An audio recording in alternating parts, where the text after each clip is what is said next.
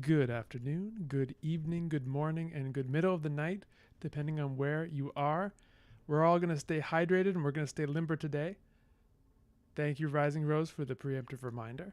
Always important, always crucial. How is everyone doing today?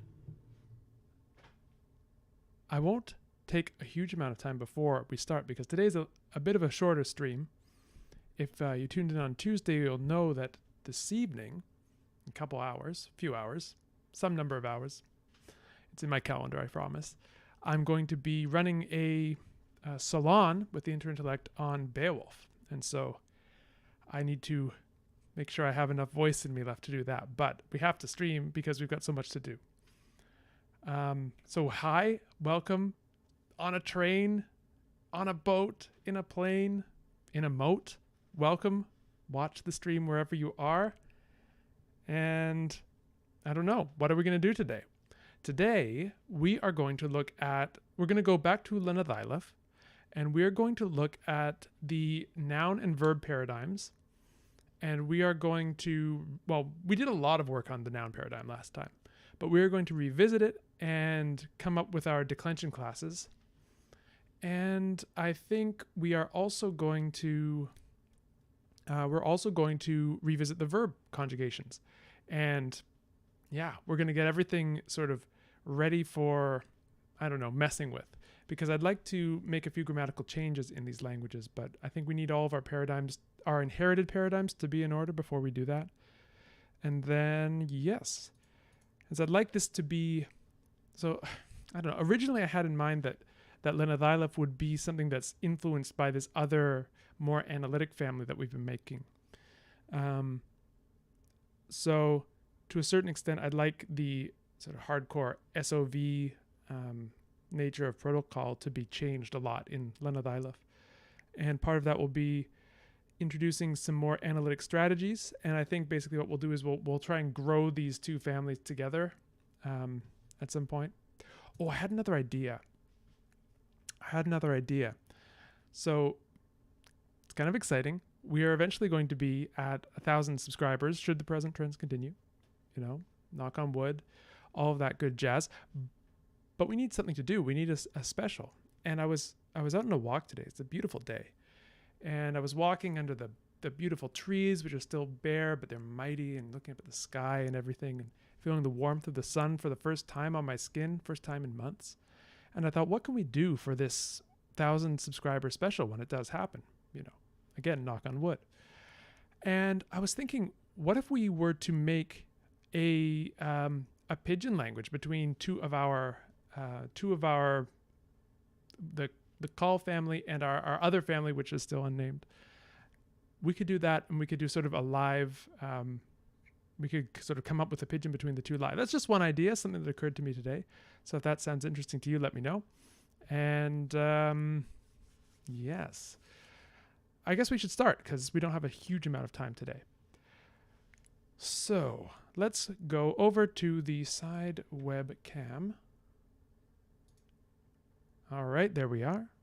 Oh no, I gotta do the YouTube start thingy bit. Okay, sorry, I'll come back here. Hi YouTube, welcome. We're gonna be working on some noun paradigms. It's not a thing. I'll start again. Hi YouTube, you've just joined us in time to see a bunch of work on noun paradigms in Lenethailef. So if that sounds like your cup of tea, I've raised the actual cup of tea I have. Let's go. Let's do it.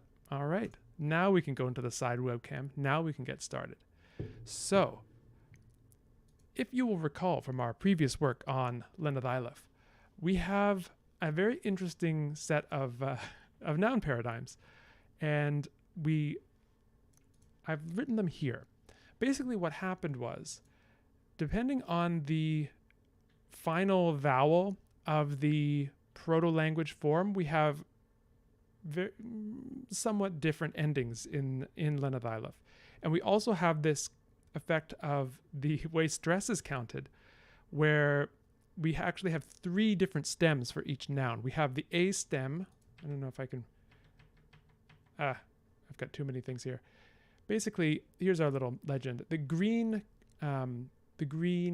cells represent forms that take the A stem, which is the citation form of the noun, the nominative case.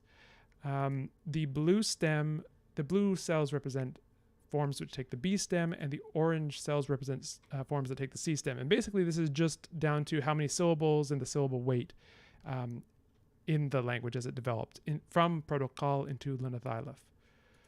So we have here, written for the first time in the romanization system that we developed last time, a few noun paradigms. So it sounds something like this. We have the A stem nouns, which look like huask, which is the word for crow. I'm seeing a request in here to zoom in a bit. Yeah, let's do that. How's that for you? Okay, cool. So we have huask, which is crow, and then we have a bunch of different case forms. We have huask in the nominative / genitive, which come together in Lenethailef. Could be an issue. And we have the accusative, dative, simulative, and causal forms, which take the B stem. So for the noun huask, we have the B stem huask. E on its own is a schwa. And so we have huask in the nominative and genitive, huskoich in the accusative, huskanum in the dative, huskof in the simulative, and huskaiven in the causal. And if you're wondering about the romanization, we have allophonic intervocalic voicing of fricatives. And then, so those are the B stem forms. And then the C stem forms look a bit different still. We have the comitative huazuref, I believe it is, and the locative / instrumental huazurum. So the stem A is essentially huask. Stem B is husk plus an ending. And stem C is huazura plus an ending.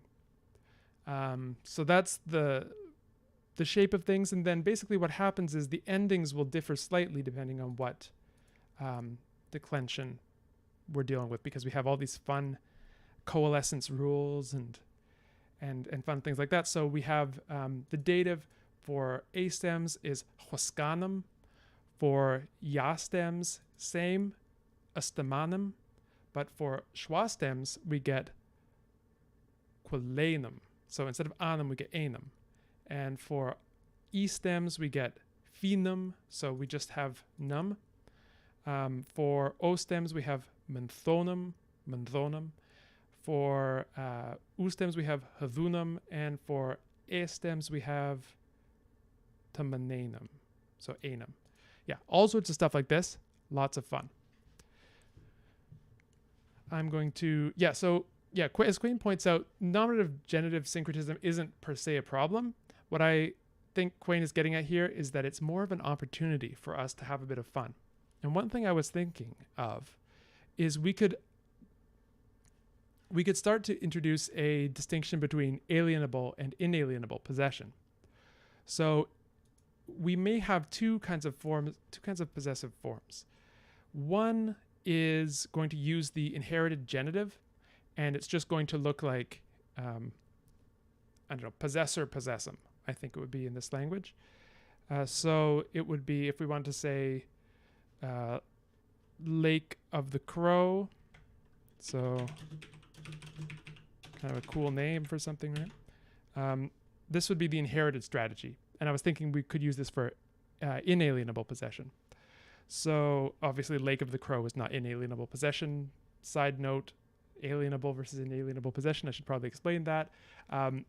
Alienable possession is to express possession for things that could be taken away from you, that could be alienated from you, right? So my mug, this would be alienable possession. Inalienable possession would be for things like body parts, sometimes certain kinship terms, family members, things like that. So things that cannot easily be taken away from you. And so what I was thinking of is we have two strategies. One is, let's just write it down so we have some concrete stuff. So Lake of the Crow. What is lake? Actually, we're going to be having possessor, possessum, right? So crow is huask, and then lake is month. Huask month. So this is literally crow lake. But then if we wanted to have a second type of possession, we could use a dative, which is a path. There's a pathway from a dative case to a sort of a possessive or genitive meaning in a lot of languages, especially in the Balkans. And this might look something more like either huascanum math, so crow dative lake, or month huascanum lake crow dative. And maybe this would be the strategy we use for our alienable possession. Potential. I really love the sound of month huascanum and just having this anum form being used more often than it is. Yeah, so that's some possibility. That is some possibility. I guess you can't really say some possibility, but it's a possibility. All right. So, given that we have all of these different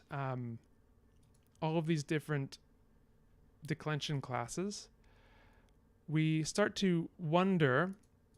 What I'm starting to wonder is, could we evolve this further? Because we're seeing, where is the proto? I'm sorry, I need to go to the protocol grammar. We have more case forms distinguished in the proto-language. We have nominative and genitive being distinct. We have locative and instrumental being distinct. So we start to see this winnowing down of case markers. And I wonder just how far we want to go with that. I'd definitely like to keep the anum, the dative case marker. But maybe we can do something. Maybe we can do something where we winnow it down a bit. Maybe there would be like a classical Lenethailef and then a vernacular Lenethailef or something like that. I don't know. These are just things that occurred to me. I really like the 3 stems. I think that should stay. I don't entirely love the accusative case, just on a purely shallow level. I don't know, like choskoich, astamich, koluch. It's fine. I don't know. For some reason, it doesn't give me the same feel as astamanum and tamaneven, this kind of thing. I don't know. This is one of those strange things. I should, before we go much further, point out the irregular nouns. We have so far 2 irregular nouns, and these are super common nouns. I think that we can justify having them be quite irregular. These are the total regular outputs of sound change, but they produced morphological irregularity, as so often happens. So we have 1. Let's get our case markers over here so we can see. There we go. So we have 1 in the nominative, yenich in the accusative, wenenum in the dative, wenuf in the similitive, weneven in the causal, and then wanth in the comitative, and wan in the locative and instrumental. So lots going on there. Similarly with eu, meaning thing, we have eu, euch, onum, of, even, of, om. And this is just a very small word in the proto-language. I believe it's oyo is the protoform that it comes from. And so, yeah, a lot got worn down there.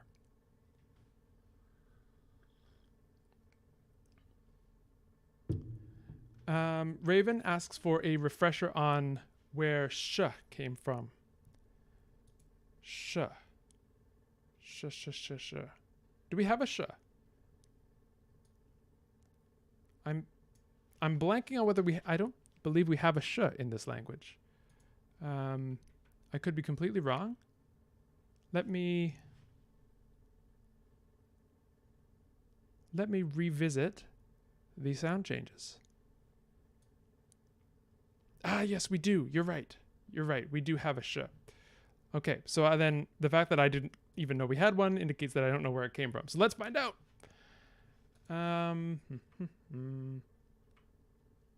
I think it comes from palatalization affecting an... sorry, this is not going to be too interesting. Let me just read these very difficult to read rules. You know what? Let's find a form that has a sh and work backwards. Okay, so where are we going? So we have the presumptive form of the verb is going to have a sh. What did that look like in the proto-language? Let's see. Presumptive. Ahwe. Okay, so I think what happened is, let's take a form with ahwe. By the way, oh my goodness, I'm blanking on who told me, but the idea of making an automatic paradigm generator. Oh, you can see the formula there. I've done it, so there won't be so much copying and pasting from now on. So let's take this paradigm here. I know we're talking about nouns now, but this comes up in verbs, so let's roll with it. Let me make sure we have all of the correct sound changes. Excuse me while I copy this. Make sure we've got the latest version of the rules. And then let's go back to our paradigm. And let's see. So let's first of all just make sure it still works. And yes, you're not able to see the output, so I will...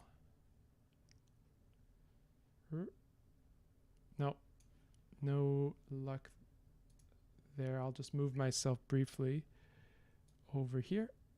Hello. There we go. Okay, so somaneahwe is the thing that is giving us semanesh. So let's trace the evolution of that.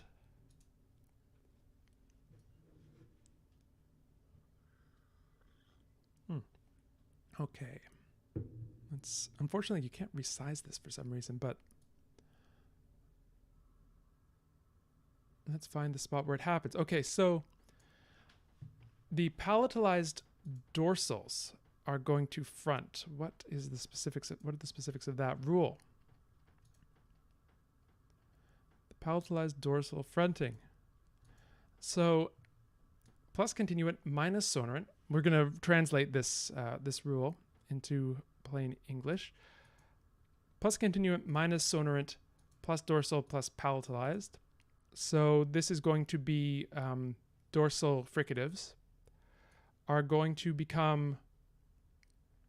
essentially going to become coronal stridents like sh and j. So ch and r are going to become sh and j when they are palatalized. So chia and ria are going to become sh and j. Kind of, yeah, so that's where that comes from. So we go from oh my goodness.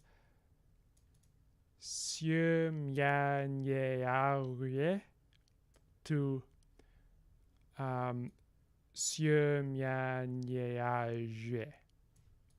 right? Like you do. I guess you could ask questions about the naturalness of every stage in this derivation, but in this case, this is where we get that form from. All right. So, what I think we can do now is try and hunt for some more irregular nouns. I want us to spend about 10 more minutes on nouns before we move on to verbs. Yeah, I know it's a thing. It's open to revisiting, but I kind of like the way it's turned out so far, so I'm hesitant to tinker too much more. I'll put myself back over on the right because it feels weird to be on the left. Okay, so there we go. Irregular nouns. So we have what's going to make a noun irregular in this in Lenethailef? Probably being short and being very vowel heavy. This is probably where we're going to find the most wonkiness. Technical term there. So let's find a little noun that we can use. Oh, well, let's see what happens to the demonstrative, which is oka. So we'll take oka here. We will go to our grammar. We will write in oka. Oh, look at that. Magic.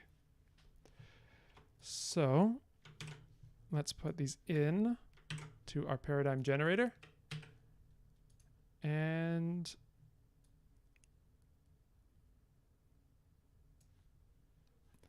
apply. Okay, so that was not as fun as I'd thought. So let's see what we get.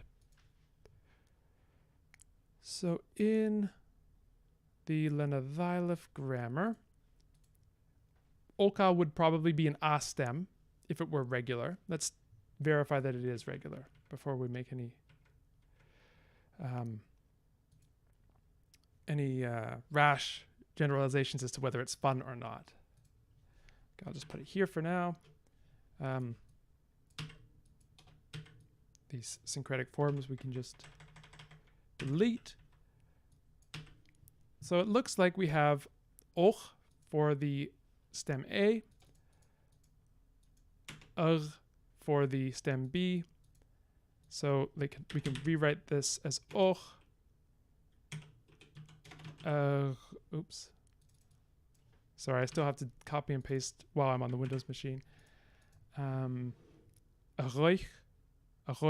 Excuse me. Ranum. Arof. Arriven. Yeah, this looks pretty regular. And then stem C is just ora, oraf, and oram. Ah, too bad. Too bad. Well, our demonstrative is fairly regular. Who'd have thought? So then we can start to make a little... Let's make a little... I don't know where we're going to put this. Our Lenethailef sheet is becoming unwieldy. But let's make a little lexicon down here where we have the form, gloss, actually the morphological information, and then the gloss. So we have och, which is the demonstrative, and this is an A stem. So it's a stem class. Cool. Let's find something else. And even if we can't find anything too irregular, it's still kind of fun to do some derivations. Where do they live? Where do they live? Proto-lexicon, okay.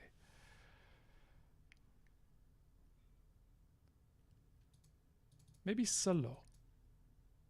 That could be.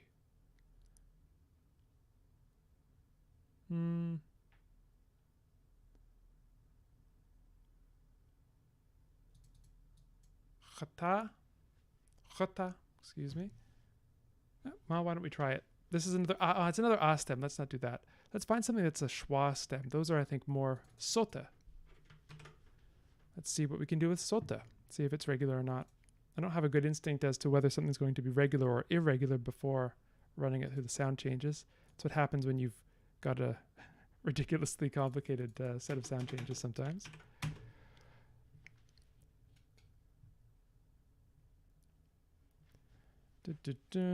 Yeah, Raven, it's true. The I mutation messes vowels up and approximates in the root. Let's see if we can find something like that before. Well, we'll do sota as well, just because it's here. See if there's anything fun about it.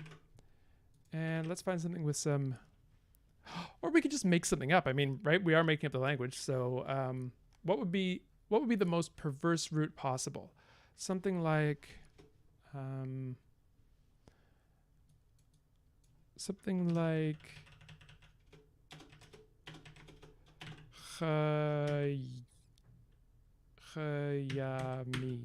Chayami or something like that.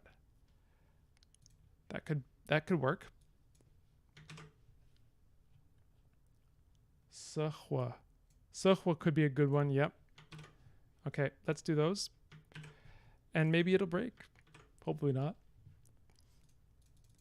If it breaks, it just means I have another late night of messing with the sound changes ahead of me.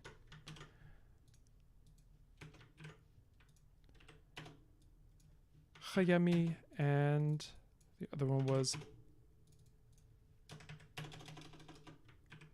oops, I guess I accidentally pasted instead of copied. Would not be the first time. Oops. There we go.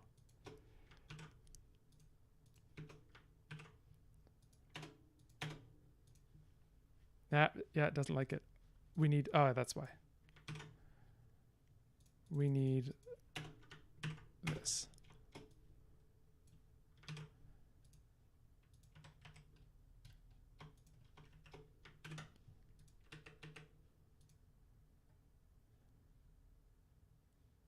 And now it still doesn't like it.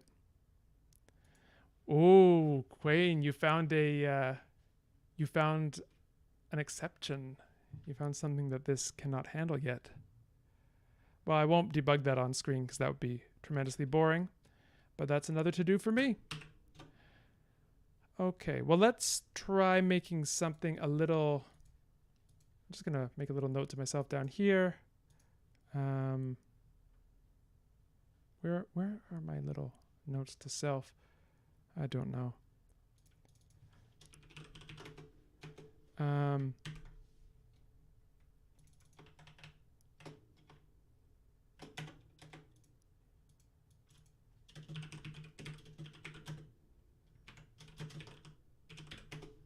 Okay.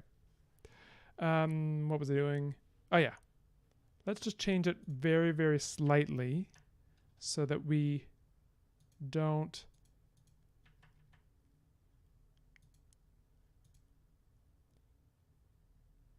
lose that first schwa. Where are we? Maybe something like sahwa. So let's see if it likes that any better.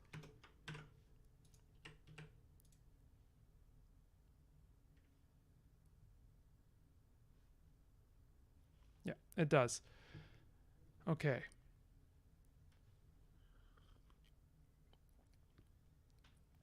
Quayne, you took it from the Lexicon. Oh no. Oh no. Goodness gracious. Well, you've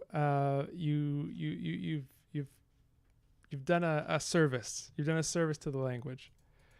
Okay. So let's see. We have sot, sedich. That should coalesce.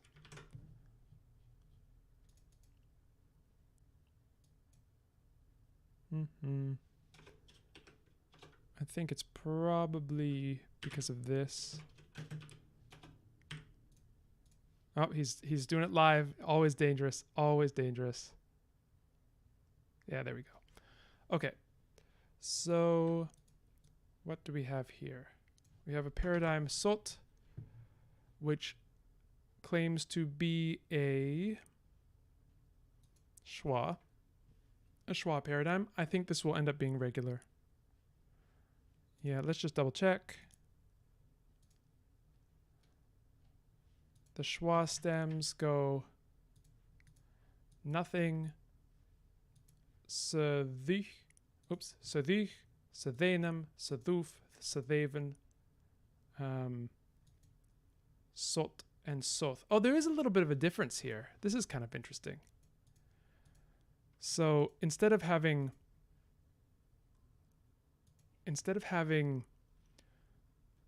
sot, sot, or soth, soth, we have sot, soth because, let's take a look at the derivation of one of these soth forms.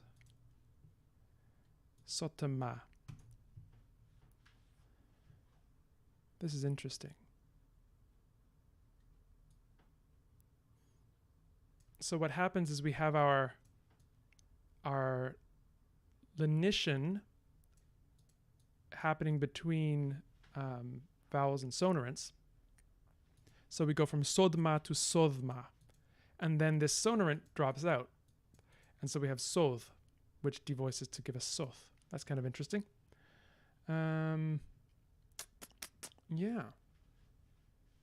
Curious. Depending on what this word is, I would expect that to get analogized out, unless it's a super common word. I don't think we had a meaning for that, did we? Oh, we did. That's, what is that? I don't know. Call and remember one thing that you've just done. Challenge. Sota, hand. Oh, well, that could actually, I don't know. Maybe there'd be some fossilized form, soth, for, what would it be? It would be, excuse me,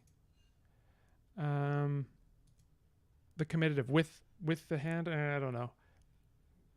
Oh no, sorry, it's the locative instrumental. Oh yeah, well that actually could work. Soth. So there's a fossilized form, soth, maybe like an adverbial meaning by hand. I think we should keep that fossilized form.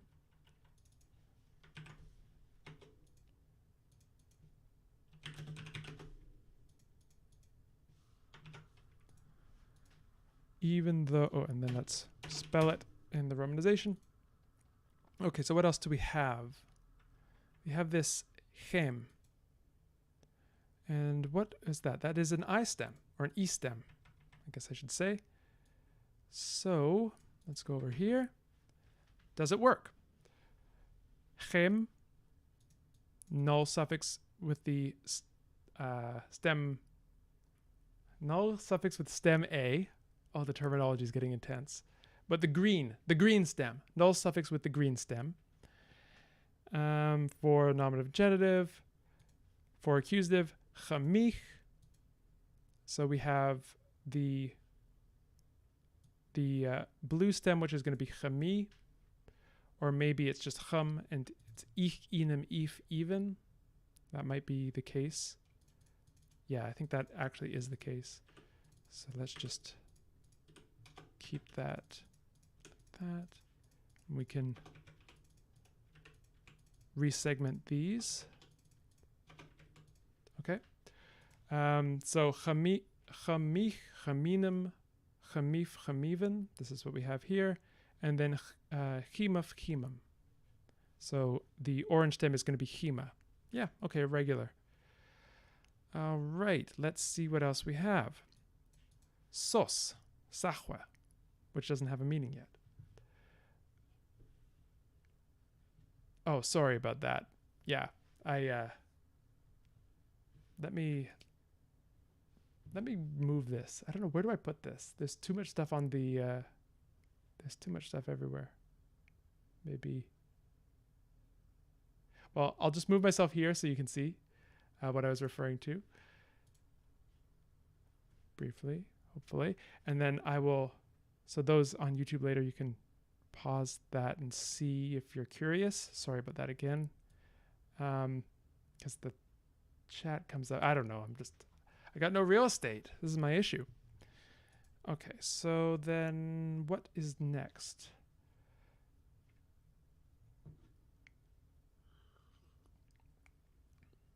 Actually, I'm looking at the time. Given that we're going to have to go off at 3 Eastern, I should probably stop the noun discussion for now.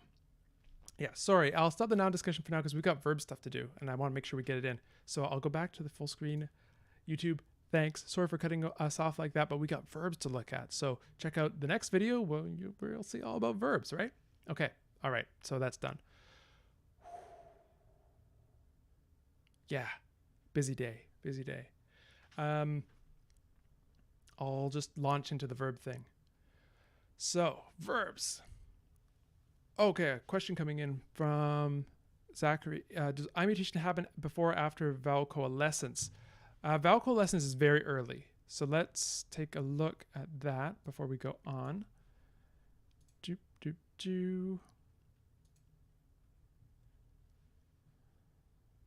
And let's take a look at where vowel coalescence is. Vowel coalescence is really early. It's one of the very first changes. And then eye mutation is a little bit after that. Yeah, Raven, that would have been a good idea. I should have copied and pasted it into the spreadsheet. Alas, I will do that for the next round. But nothing's stopping me from copying and pasting these in. For those who want it later.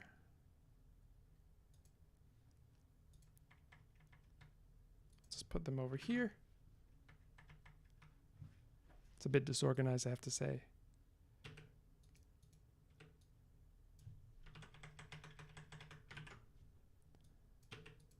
So this is our word for hand.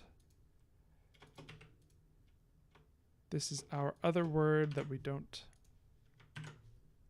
know the meaning of yet. And this is sauce. Okay. So yeah, that turned out to be not that interesting. Okay, well, regardless. I'm going to start us off with the verb stuff. Does the proto-language have a passive strategy? No, the proto-language does not have a passive strategy. So if you have ideas, I'm all ears. Okay. Saying hello once again to YouTube. Thank you for joining me. We are about to go back to Lenethailef and we are going to work on some verbs. So stay tuned because it's going to get verby in here. Technical term again, verby. Alrighty. So we have in the proto-language, in protocol, we have a complicated verbal system. We don't have to worry too much about it yet. Just to know that we have a bunch of different verbal endings. And we have a bunch of different verbal roots. And with all the crazy sound changes that are going on in Lenethailef, we're going to end up having different declension classes based on what the final vowel of the verb was, just like we have a similar case based on what the final vowel of the noun was. So let's go to work. And let's do some sound changes. So this is going to be an A stem verb because we have the root ending in A. And let's see what we get. This is somane. The protoform somane meaning to live, I believe. I believe we are looking at the verb to live. So we are going to have to make some room here. Yes, so to live, soime, soimen actually in the most modern form of the language. So here we have a similar kind of situation where we have A stem, B stem, and C stem, or green, blue, and orange stem. So let's take our form. We don't have a form for the negative yet, so this might be a little mystery that we can solve today. We need to come up with a protoform for the negative. But we can do the rest here. So we'll change this into the romanization. I'll add a thing into Lexicon to romanize it for us, but first we can just do a bit of romanization on our own. Good practice anyway. Soimen. The predicative form. Semanef. The continuative form. Semainet. So right here we have the 3 stems. So we can turn them fun colors. I think we should do this. We're going to call this the E stem. And we're agnostic as to what is stem and what is ending at this point, but we shall soon be able to rectify that. Okay, what else? I'm curious, Zachary, to hear about this passage strategy. Okay, so the continuative form, this is going to be the blue stem. Semanef. So actually I have to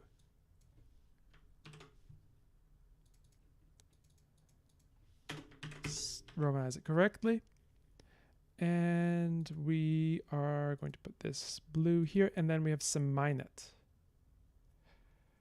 And we can put this as, actually, I think that it, let's just keep going. Things are occurring to me, but I don't want to derail us too much.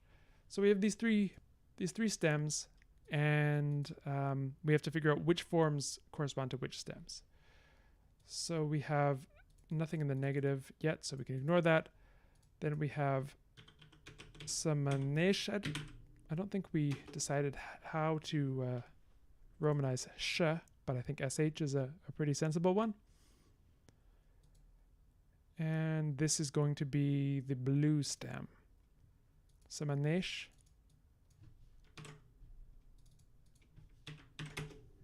Conditional, we need to have Samanuk. So this is going to be another blue stem. Samanuk. Blue. Attributive. Seminus. So this is going to be the stem we use for like relative clauses and this kind of thing. I think for the proto-language, we can feel free to develop something off the top of our heads. Then we can also feel equally free to replace it with a different strategy in the daughter languages. Yeah, George, we could use some diacritics for that, but we're already using a ch form for ch. And so we've opened the door to these digraphs with h. And so I think, once we've done that, and th as well for th. So once we've done that, we might as well just continue. The substantive form is semanuk as well. So the substantive and the conditional to, which is the counterfactual conditional,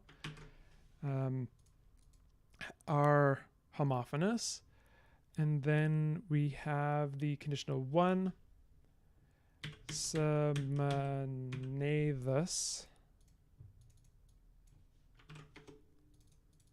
Semanethus. And that is going to be a blue form. Concessive. Semaneval. Although, more or less.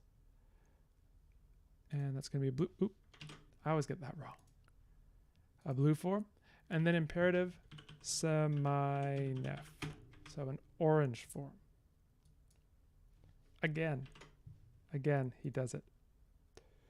Okay, cool. So that's the A-stem verbs. So protocol is a strict CV language, so every syllable ends in a vowel at that stage anyway. Yeah. Okay. So that's the A-stem. Let's find another verb. how do I move this around? No. There we go. Proto-lexicon. So let's find somane rather is live. We could do something like umasa.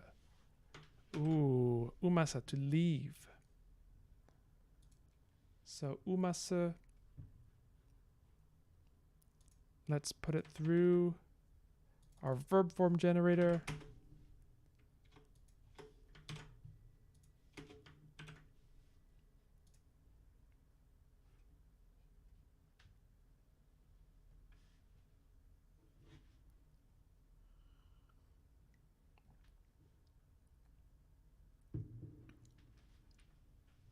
Okay. Ooh, this T is really, this is a nice touch. I haven't had T in a long time. I think I need T today. Doing the stream and the Beowulf salon later on. We're gonna need to stay in the zone as much as I can stay in the zone. Okay, so here we have umas.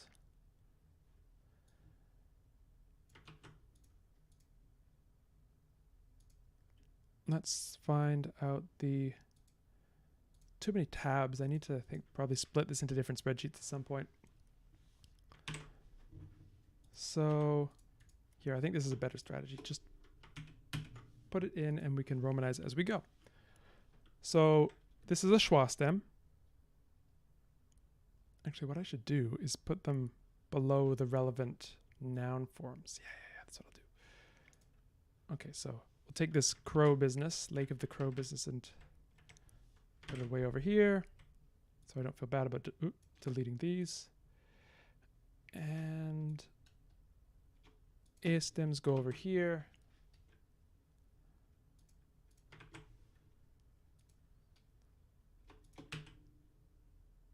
Then we have schwa stems which go here.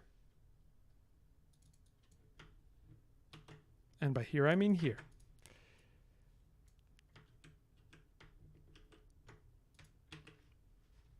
So essentially we want to copy this over. Great. Okay, so we want something over here to go like this. Good. Ooh. See, Rising Rose is gone, so I need to remind myself to stretch. Okay.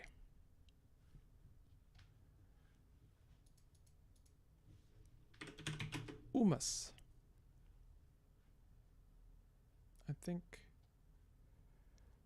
umas, we have a mazuf for the continuative, a mas for the past. Oh, this is really cool. We have umas for the predicative form and a mas for the past. You can see how you could get something like root and pattern morphology out of this. Then we have mazaish, mazok, mazok. Colin, remember your romanization scheme challenge 2022. Then amas, amazathus,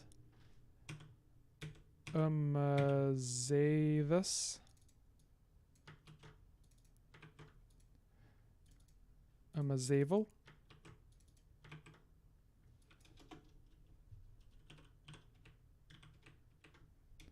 and amas. Okay, so then we have the green form here. I think it's about the same as the other situation, right? Let's just copy and paste the format. Umas, amazuf, amas, amazaish, amazok, amas, amazathus, amazavel, amas. Yep, looks good. So, catch up on chat. Logan coming in with a great reference again. I have not read that paper. The Economy of Word Classes. Going to copy this into my little notes to self section. I don't know where I put that note to the self section because I am fundamentally disorganized in this spreadsheet. You know what we're going to do? We're going to just put it, we're going to put it down here. That's where we're going to put it. And I'll clean it all up off screen. Okay. It's a real challenge to, you know, you hear about a cool construction or something interesting that's happening in a language and you just want to instantly go out and use that, but I try and resist. I am not always successful. Okay, so we have that. Let's try and figure out what our stem is and what's our ending. So I think we have umus is the ending here. So umus. Oh, this is different. Umas. Interesting. So we actually have different stems being used for the substantive in the schwa stems. Cool. And amas, all of these always have a null ending in the schwa stem.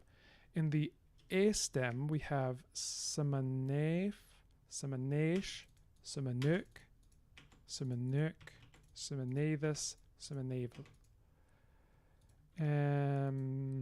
Yep. It is what it is. And then we have either samaina plus t or samine plus ut. Not sure yet. We need to look at some other paradigms because we're not getting any help from the schwa stems on deciding what the endings are because they don't have any for these forms. So then let's find another type of verb. What do the a stems have? Eventually we're going to have to decide which one of these is going to be the productive form that gets carried on. But for now, we can, what are we going to do? Oh, we can stay still or stagnate. Tonala. Let's use that.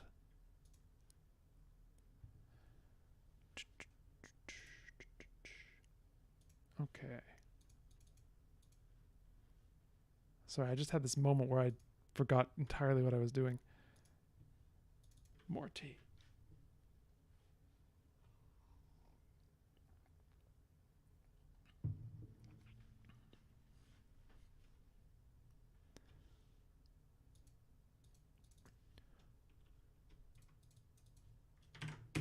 We are going to stagnate. No, we're not going to stagnate. We're going to make new verb forms. That's the opposite of stagnation. Right. Ooh, what? That was incorrect. Where did it go? Control C, right? That's how it works.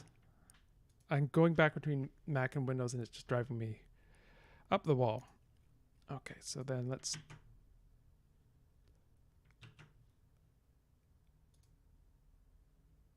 I'm actually really confused here. What's going on? I press Control C. I press Control V. That's supposed, right? Copy. And then paste. Okay, I don't understand that. Well, I'm at a total loss. But that's okay because I'm not even supposed to be putting in there. You see, the wheels are starting to slow down up here. You can tell. It's not a pretty sight, but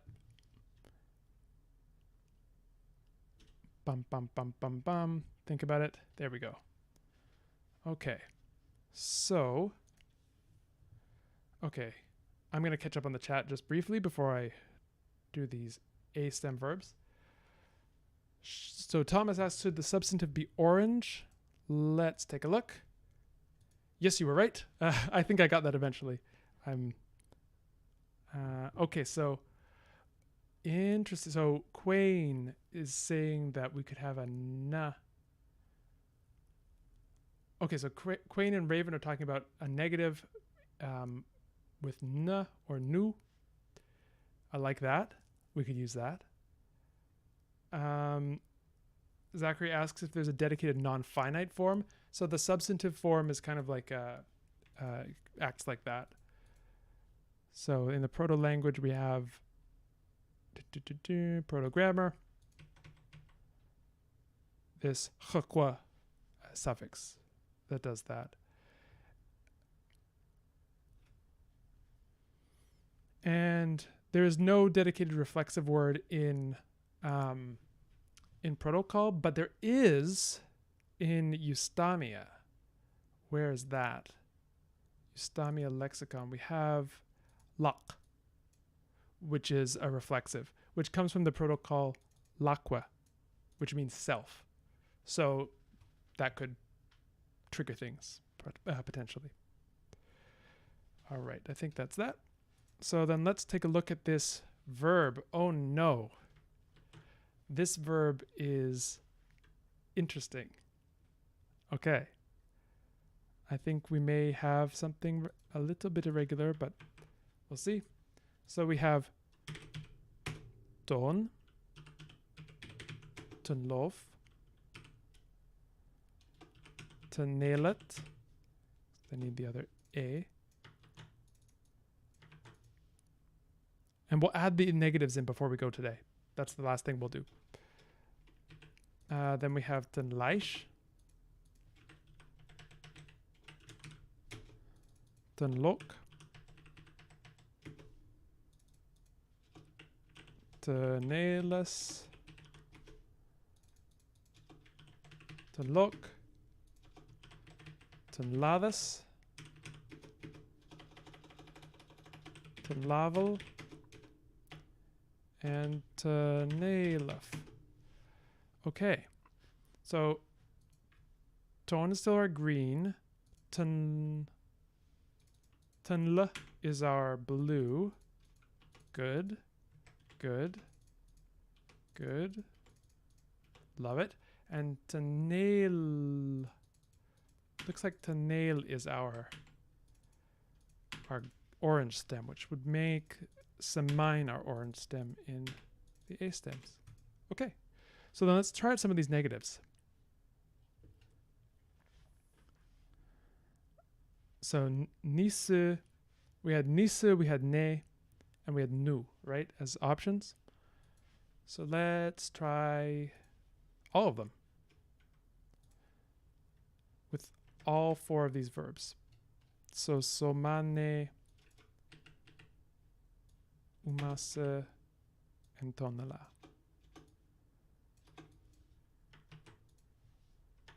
Boom, boom. Sorry, I'm just going to do this really quickly. Somane ne, somane nu, sorry, these should all be ne, tonela ne. These should all be nu, nu, nu. I don't, well, no, there will be some differences because of the front vowel mutation. Nisu, nisu, nisu. All right, let's see what happens. Oh, was it was a schwa, not a ne? Then I think it won't come out differently from u. But we could check.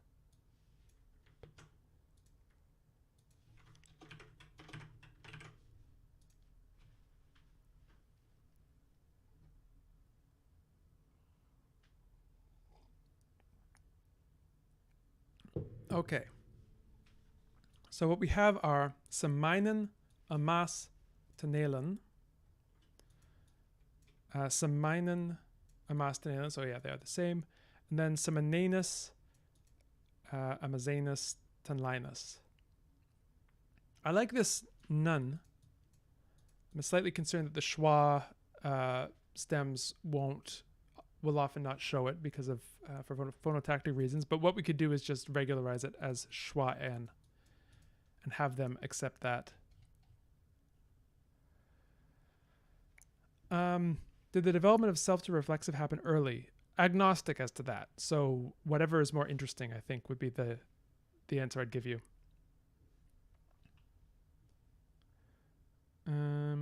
Yeah. So I kind of like this na or nu. They end up as the same, at least in this language. So why don't we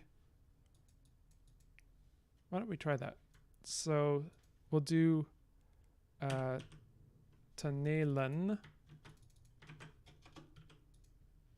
And then this would be an orange form.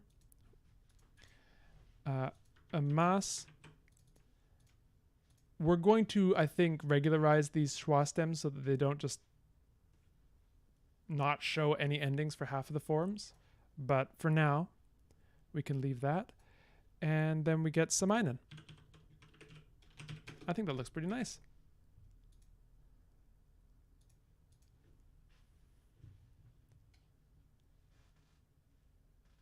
Yeah. Well done. Okay. We didn't finish all the verbs, but I am going to call it a day soon. I just want to, let's have a brief little chat. I'll say goodbye to YouTube first. YouTube, thank you so much for joining us. I hope you had fun making verbs with us. Return and we will make more verbs together and it will be glorious. All right. See you next time. Okay. Let's talk about what's going on here. Samainen is a cellar door. Absolutely. Oh, Zachary's been doing some interesting work here. So the stressed versus the unstressed word forms lead to independent word and clitic, which develop different usages. Excellent. That's always an interesting story. Can I just point out that it's 19 degrees here today. I think that I'm even a little warm in this sweater. It's ridiculous. I mean, it's great. I'm not complaining at all. But it went up from like 3 degrees Celsius yesterday to 19 today, and I think it's going to rocket back down. There is no such thing as spring, at least where I live. There's just rapidly alternating summer and winter. Okay, so l'acqua is going to become aqua.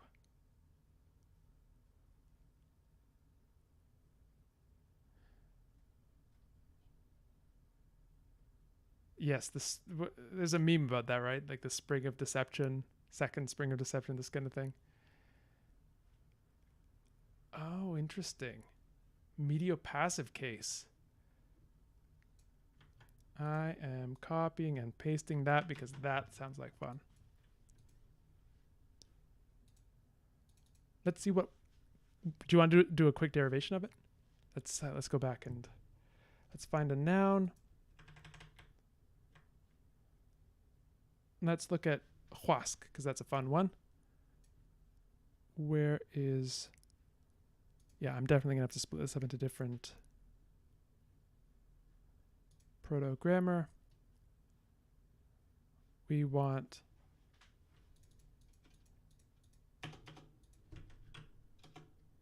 huasaqua, which I believe is our form for crow. And then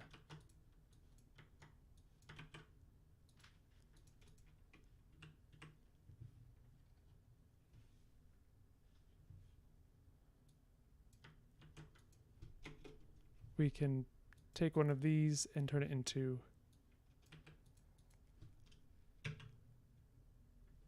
aqua. Oops. Huasaqua aqua.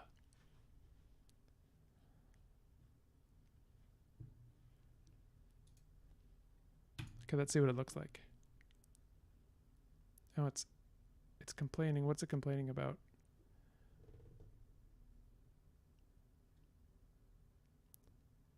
Guy.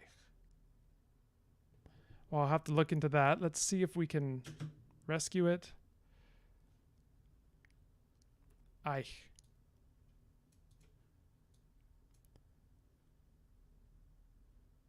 So I think this is going to turn into. Sorry, is that? Oh, there's a schwa. That should be a schwa, not an A. So let's.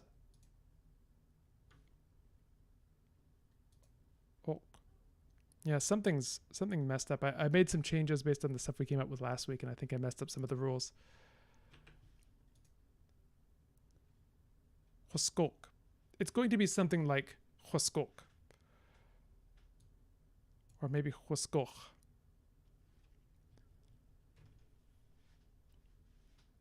Yeah, technically I do have an implosive feature. I tried to make something kind of general purpose so I could just copy and paste it across different different Lexicon files. Okay.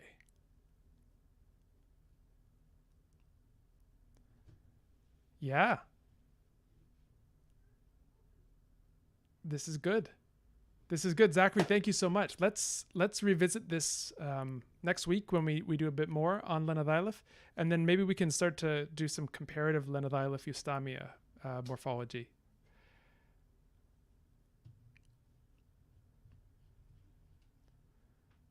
I'm just sort of reading here. This is interesting. So I think the form will be och, a stress attracting och, so it'll turn into, it'll be a blue form, skoch, something like that, skoch. Yeah, cool stuff. Okay, all right. I'm gonna have to call it a day, so that I can rest my voice and get all ready to perform some Old English tonight. Not the whole thing, just passages. But I'm gonna try and do it with the passion, the spirit of it. So,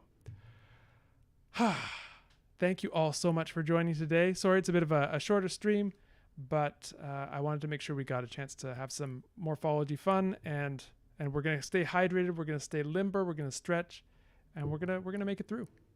I'm very much excited for the Historical Linguistics Challenge, which is coming up later this month, the first one.